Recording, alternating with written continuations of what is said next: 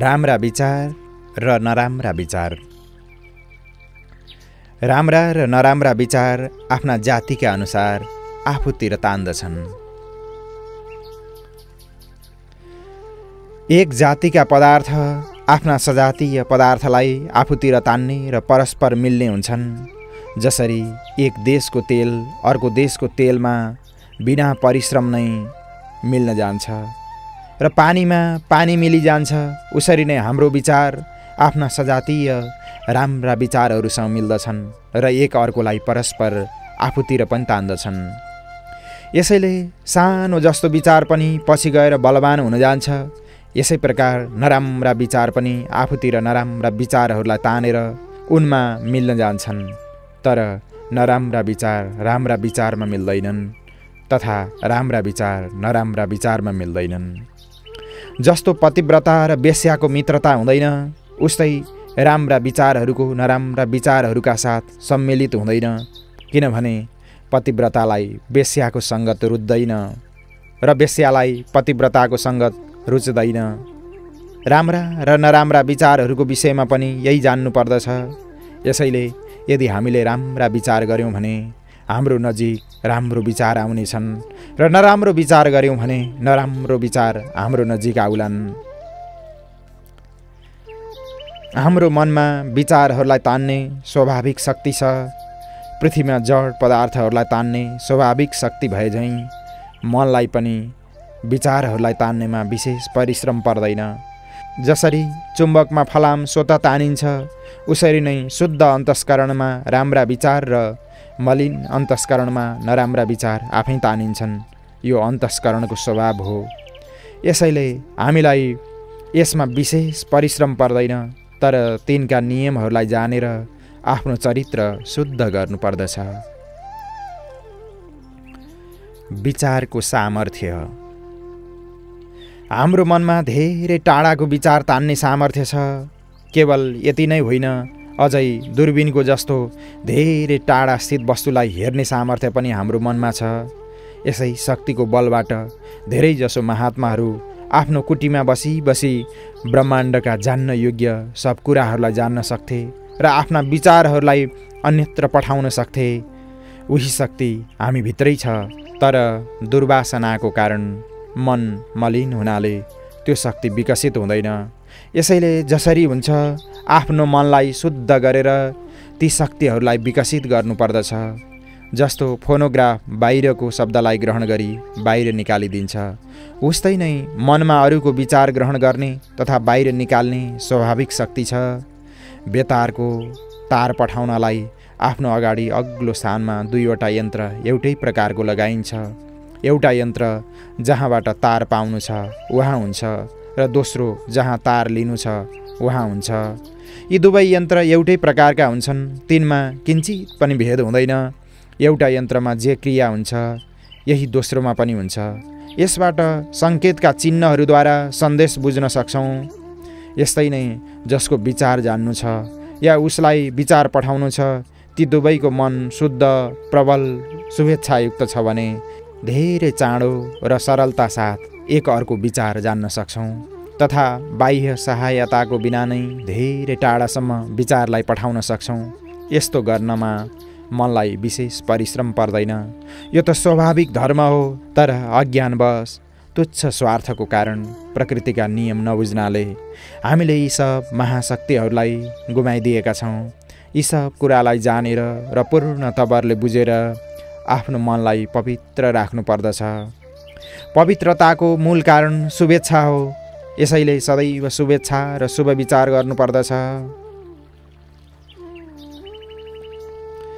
अरूको मनको विचार जान्ने तथा आफ्ना विचार अरूको मनमा पठाउने नियम।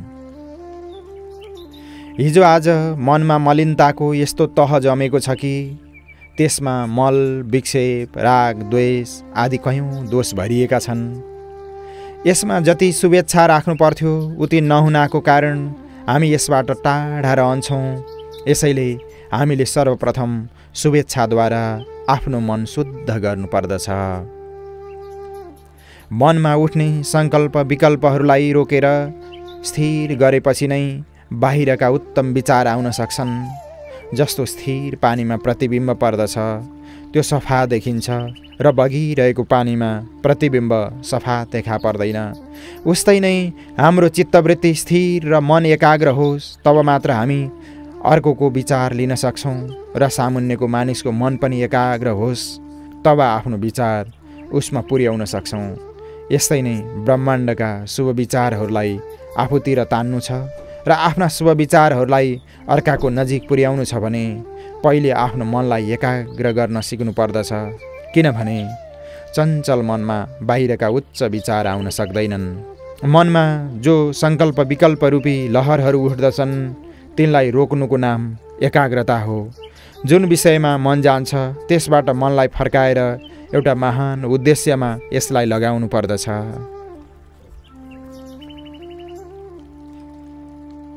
मानस विज्ञान वेत्ताहरूका मतानुसार मनबाट उत्पन्न प्रत्येक विचार स्वभाव अनुसार आफ्नो स्थान खोज्छ र त्यहाँ पुगेर आफ्नो उत्पत्ति स्थानमा फर्केर आउँछ। प्राणी मात्रको मन एउटै सूत्रमा गुन्थिएका छन् र परस्पर एक अर्कामाथि पार्दछन्। स्वार्थी र नराम्रा विचार जहाँ जान्छन् त्यहाँ नराम्रो असर फैलाउँछन् र पवित्र विचार दुःखी हृदयमा शान्ति र आनन्द बढाउने हुन्छन्। यदि तिमी राम्रो विचार गर्छौ भने संसारमा सबैतिरबाट राम्रा विचार तिमी कहाँ आफै आउन थाल्नेछन्। यसैले सर्वप्रथम आफ्नो मनमाथि अधिकार जमाऊ। तब तिमी जस्तो बन्न चाहन्छौ उस्तै बन्नेछौ। आफ्नो मनलाई बसमा नगरी पूर्ण शक्ति र स्थिर शान्ति प्राप्त गर्ने दोस्रो उपाय छैन। राम्रा विचार सूक्ष्म परमाणुले बनेका कारण माथि रहन्छ। त्यसैले तिनलाई खिच्नका विशेष परिश्रम पर्दछ र नराम्रा विचार जडतायुक्त हुन्छन्। यसैले तल रहन्छन् र सहजै भेटिन्छन्। विचारहरूका रूप र आकार पनि हुन्छन्। आकारवान तथा रूपवान वस्तु चाहे जति सूक्ष्म होस् त्यसमा केही वजनवाला वस्तु तल रहन्छ र हलुको वस्तु माथि रहन्छ।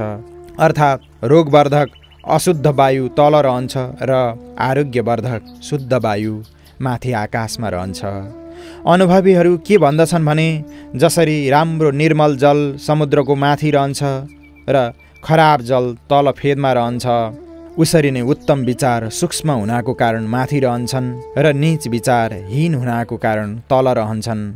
त्यसैले जो नराम्रो विचार गर्दछन् उनलाई नराम्रा विचारहरूबाट तत्काल सहायता मिल्दछ। किनभने नराम्रा विचार जडतायुक्त हुने तल अथवा हाम्रा आसपासमा रहने हुनाले बिना परिश्रम र नबोलाएर नै पनि आफै दौडी आउँछन्।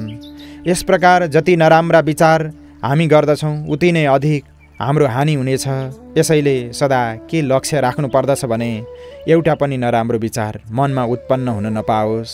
आकाश तत्त्वमा छरिएका अरूका राम्रा नराम्रा विचार आफूतिर तान्ने रीति यो हो कि यदि हामी राम्रो विचार गर्छौँ भने राम्रा विचार मनमा आउनेछन् र नराम्रा विचार गऱ्यौँ भने नराम्रा विचार शीघ्रता साथ हामी कहाँ आउनेछन्। यसैले सदा राम्रो विचार गर्नुपर्दछ। प्रकृतिको नियम के छ भने सूक्ष्म वस्तु सूक्ष्मतिर तानिन्छ र जड वस्तु जडतिर, पवित्रतिर पवित्र, पापीतिर पापी तानिन्छ। यदि उच्च श्रेणीका सूक्ष्म विचारहरूलाई आफूतिर तान्नु छ भने आफ्नो मनलाई सर्वप्रथम सूक्ष्म बनाउनु पर्दछ। किनभने जब मन सूक्ष्म प्रभाव ग्रहण गर्न योग्य हुन्छ तब मात्र सूक्ष्म विचारहरूलाई पक्रन सक्छ। जस्तो बेतारको तार पठाउने कल एउटा स्थानमा छ र दोस्रो स्थानमा उस्तै नै दोस्रो कल राखेको छ भने त्यो एउटाले दोस्रोको प्रभाव सहजै ग्रहण गर्न सक्दछ र यदि एकातिरको कल बिग्रेको छ भने दोस्रो ठाउँबाट आएको सन्देश लिन सक्दैन। यसै प्रकार आकाश तत्त्वमा गुप्त रूपले असङ्ख्य राम्रा विचारहरू भरिएका छन्। उसको कल त सफा नै छ तर हाम्रो मनरूपी कल उस्तो सफा हुँदैन। यसैले माथिको कलबाट आएको सन्देश रूपी तार भित्र लिन सक्दैनौँ। अतः मनरूपी कललाई हामीले सर्वप्रथम सफा गर्नुपर्दछ। यसका लागि हामीहरूको सात्विक आहार र पवित्रता तथा शुद्ध आचरण, सत्यता र सत्य भाषण आदिको अभ्यास हुनुपर्दछ।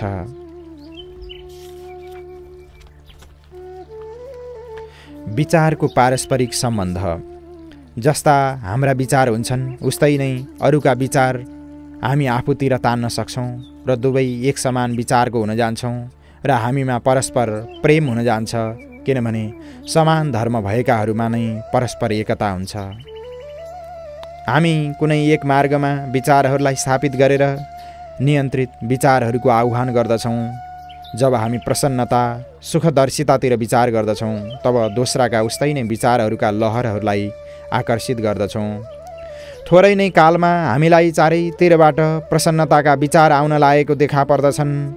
यस्तै नै यदि हामीले निराशाका विचारहरूलाई आफूमा रहन दियौँ भने उस्तै विचार हाम्रो मनमा सबैतिरबाट आउनेछन्, किनभने क्रोध, ईर्ष्या, द्वेषका विचार आफ्नै सदृश विचारहरूलाई आकर्षित गर्दछन्। जो बल्दो आगोमा इन्धन हाल्ने काम गर्दछन् ती नीच वृत्तिहरूका अग्निलाई प्रज्वालित गर्दछन्। प्रेमका विचारले अरूका प्रेमका विचारहरूलाई आकर्षित गरेर प्रेमलाई बढाउँछन्। केवल यसै प्रकार अरूका विचार हामीमाथि असर मात्र नपारी सूचनाद्वारा पनि अर्काका विचार र भाव, इङ्गित, आकार, चेष्टा, मुख र शब्दहरूबाट जो भावनाको वृत्ति उत्पन्न हुन्छ उनैको सदृश कार्य गर्ने वृत्ति मनमा उत्पन्न गर्दछन्। यदि हामी उदासीन स्वभावका मानिसको सङ्गत गर्छौँ भने सूचनाको नियमअनुसार हामीलाई पनि उसका मानसिक दोषहरूलाई ग्रहण गर्ने इच्छा हुनेछ। तब हामी उसका गुण दोषलाई विचार गरेर ग्रहण वा त्याग गर्नेछौँ। यसै प्रकार हामी प्रसन्नतालाई पनि प्रसन्न चित्तले सङ्गतिद्वारा धारण गर्न सक्छौँ। यसैले हामी मानिसहरूका सङ्गतले तिनबाट निस्केको विचारधारालाई ग्रहण गर्छौँ। उसैका चाल, रहन सहन, स्वभावका अनुभवहरूलाई ग्रहण गर्छौँ। तर जो सूचनाका नियमहरूमाथि प्रभुत्व राख्न र तत्त्व र क्रियाहरूलाई जान्नेछ त्यो निषेधात्मक सङ्केतद्वारा तिनका प्रभावहरूबाट बच्न सक्छ। जस्तो फलानु विचार गइहालोस् र भस्म होस् भने अवश्य दूर हुनेछ। अनेक मानिस परस्पर गुण दोषहरूलाई, उच्च र नीच स्वभावहरूलाई सङ्गतबाट ग्रहण गर्दछन्। कसैको सङ्गतबाट मन विकल हुन जान्छ, किनभने उनका मनमा अश्रद्धा, अविश्वास, शङ्का आदि भरिएको हुन्छ भने कसैको शरीरबाट स्वास्थ्यको ओजस निस्कन्छ, जसबाट शारीरिक स्वास्थ्य बढ्दछ। यदि सद्गुण प्राप्त गर्नु छ भने मनलाई शिक्षा दिएर आफ्नो वशीभूत गर र अरूका विचारहरूको प्रभावलाई सूचनाद्वारा ग्रहण वा त्याग गर। जब मन कुनै उद्देश्यमा लागिरहन्छ तब उसको सर्वशक्ति त्यस उद्देश्यको प्राप्तितिर लागिरहन्छ। त्यसबेला मन हजारौँ रीतिबाट त्यस मानसिक भावनालाई वस्तु रूपमा प्राप्त गर्ने भावना गर्ने गर्दछ। मानसिक कार्यको अधिकांश भाग गुप्त मनमा रहन्छ।